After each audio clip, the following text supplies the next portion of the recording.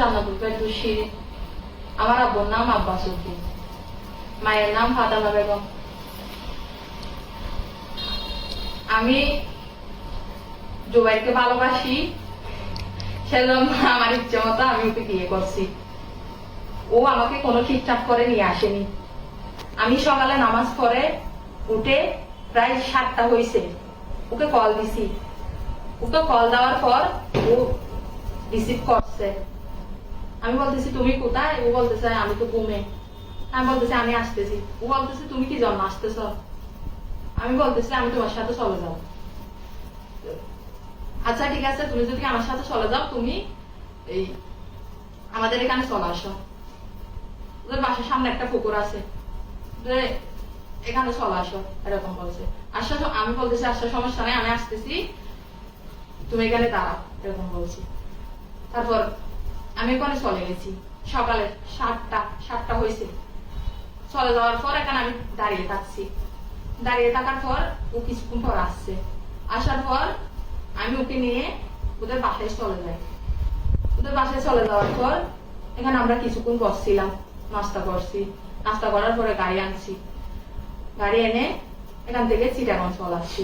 কিন্তু আমার বয়স, আমার আব্বু বলতেছে আমার বয়স নাকি 14 বছর। আমার বয়স তো 14 বছর না, আমার বয়স 19 বছর 6 মাস হয়েছে। আমার জন্ম নিবন্ধন তোলা হয়নি। তোলা না হলেও কিন্তু আপনারা আমি মাদ্রাসায় পড়ছি, মাদ্রাসায় ওখানে খুঁজে দেখলে আমার পেয়ে যাবেন বয়স কত হয়েছে।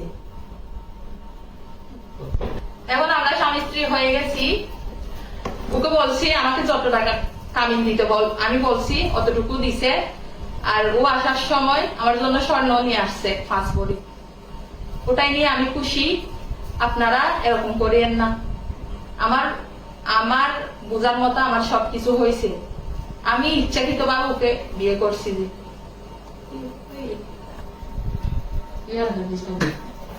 আমার হাজবেন্ডকে যেটা মামলা দেওয়া হয়েছে এটা সম্পূর্ণ মিথ্যা, বুঝছেন? ও কিন্তু আমাকে নিয়ে আসেনি। আমি ইচ্ছাকৃত ভাবে আমি ওর সাথে চলে আসছি। যে এটা ওকে হয়রানি করার জন্য দিছে। যে আমি এখানে ভিডিওতে আসতে চাইনি, আমি মাদ্রাসায় পড়ছি। আমার আব্বু আমার ছবি শুদ্ধ নিয়ে, আমার ফ্যামিলির লোক আর কি, ওরা সবাই আমার ছবি শুদ্ধ দিয়ে মানে ফেসবুকে ছাড়ছে আমি নাকি কিডন্যাপ হয়েছি, এরকম এরকম বলে। কিন্তু এই জন্য আমি, আমার হাজবেন্ড কষ্ট পাচ্ছে, সেজন্য আমি লাইভ ভিডিওতে আসতে হয়েছে। আসসালামু আলাইকুম প্রিয় মাথার বাড়িবাসী। আমার বাড়ি মাথার বাড়ি 1 নম্বর ওয়ার্ড, মৃত হাজী শফিউল আলম ছেলে। আমার নাম মোহাম্মদ জুবাইর, আমি সৌদি প্রবাসী। আমার 2013 সালে অক্টোবরে আমার প্রথম বিবাহ হয়েছিল। অনেকদিন সংসার করার পরে হঠাৎ করে আমার স্ত্রীর ক্যান্সার ধরা পড়ে। ওই অসুস্থ হওয়ার পরে উনি মৃত্যুবরণ করে। পরবর্তীতে আমরা সবাই শোকাহত। তখন আমি বিভিন্ন পেশারে ছিলাম, তখন বিবাহ হয় নাই। উনি মৃত্যুর আগে আমাকে শপথ করেছিল, বলছিল আমাকে একটা ওয়াদা করো, আমার স্মৃতি ধরে রাখার জন্য আমার ছোট বোনকে তুমি বিবাহ করবা কিনা, যদি উনি রাজি থাকে। তখন আমি বলছিলাম হ্যাঁ ঠিক আছে, সমস্যা নাই, এটা পরে দেখা যাবে। তখন আমি ছুটি শেষে আবার প্রবাসে চলে যাই। পরবর্তীতে আমার শালিকার, আমার স্ত্রী জান্নাতুল ফেরদৌসীর সাথে মাঝে মধ্যে যোগাযোগ হতো। তখন এক সময় উনি বলতেছে, আমি কোনো কিছু বলি নাই, উনি বলতেছে ওনার বোন ওনাকে বলছিল, মানে আমি অনেক প্রশংসা করছিল ওনার কাছে, মানে যদি ওনার মৃত্যু হয় তুই ওকে বিবাহ করিস। তখন আমিও বলছি, আমাকে তো এই কথা বলছিল, যাক এটা পরে দেখা যাবে, আল্লাহর হুকুম থাকলে হবে। তখন আমি এত গুরুত্ব দিই নাই, মাঝে মধ্যে যোগাযোগ হতো আমার সাথে। পরবর্তীতে আমি ডিসেম্বরের 10 তারিখ আমি ছুটিতে আসি, বাংলাদেশে আসি। আসার পরে মাথার বাড়িতে 18 তারিখ আমার সাথে কপিলের, আমার শালিকার জামাই কপিলের সাথে সিএনজি স্টেশনে দেখা হয় রাত 12টার সময়। তখন উনি বলতেছে, ভাইজান কবে আসছেন? আমি বলছি আমি আসছিলাম কয়েকদিন হয়েছে। তখন উনি বলতেছে, ওই শিরিন তো আমাকে বলছে, তো উনি নাকি তোমাকে অনেক পছন্দ করে, ভালোবাসে, উনি তোমাকে ছাড়া বাঁচবে না, উনি বিবাহ করবে। তখন আমি বলছি, ওনার সাথে আমার যোগাযোগ হয় না, দেখা যাক পরে বিষয়টা। তখন উনি বলতেছে, আমি রাত্রে সিম আর মোবাইল ওনাকে দিয়ে আসবো, উনি আপনার সাথে যোগাযোগ করবেন।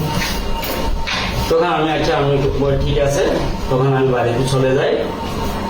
রাত 2টার দিকে উনি আমাকে ফোন দেয়, বলতেছে, আমি শিরিন, আপনি কবে আসছেন? আমি বলছি আমি 1 সপ্তাহ হয়েছে। তখন বলতেছে, আমি সকালে আপনার বাড়িতে আসবো, আপনি রাজি তো? আমি কি কি বলো?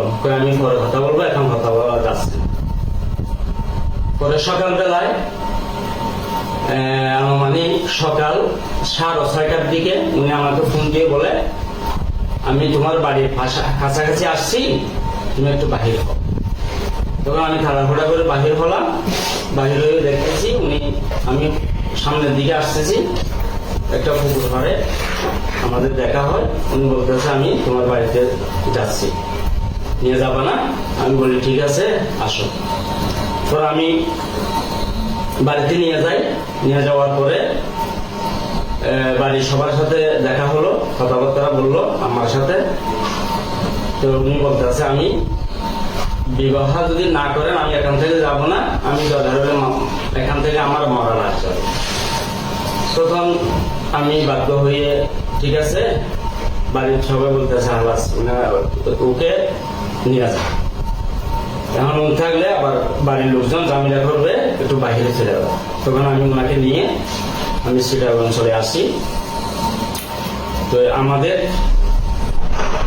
23 তারিখে না 22 তারিখে আমাদের বিবাহ হয়। আমাদের 22 তারিখ আমাদের বিবাহ হয়। বিবাহ সম্পন্ন হয়েছে, ধর্ম সম্পূর্ণ কিছু দিয়ে আমি ওনার সম্মান মতো ওনাকে সম্মান দিয়ে আমি ওনাকে বিবাহ করছি। উনি এখন আমার স্ত্রী। বাকিটা ওনার মুখ থেকে আপনারা শুনুন। আসসালামু আলাইকুম।